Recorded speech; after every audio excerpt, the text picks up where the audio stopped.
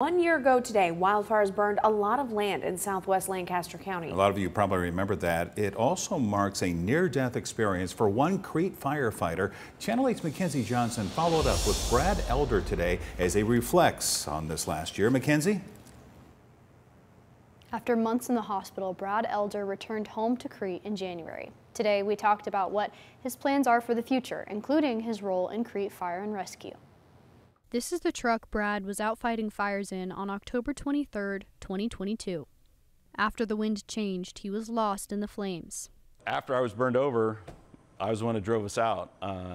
Ned was on the back with the hose, and I got us out, got us onto the road, and then swapped places with Ned, and we took off. So everyone's like, "Wow, we need to replace this rig," but I'm kind of fond of it. So this is my truck. I really love it.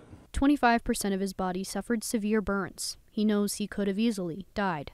Yeah, I'm just lucky, insanely lucky. There's so many steps that needed to come together to keep me alive, just to get me to the hospital. It is crazy.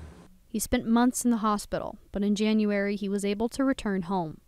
And today, on the 1-year anniversary of his accident, he says he's doing much better. I'm about 90% back to where I was strength-wise.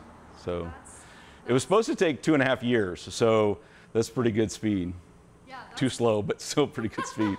Brad has gone back to work as a professor at Doane University, but he wasn't sure if he'd ever be able to fight fires again.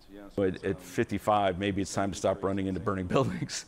But it's part of what I do. I've been a prescribed firefighter and wildland firefighter for 30-some years, and I love every minute of it. So now he's back with Crete Fire and Rescue. In fact, just yesterday, he was out fighting a grass fire. He says his first prescribed burn back was like going to Disney World. He was grinning ear to ear.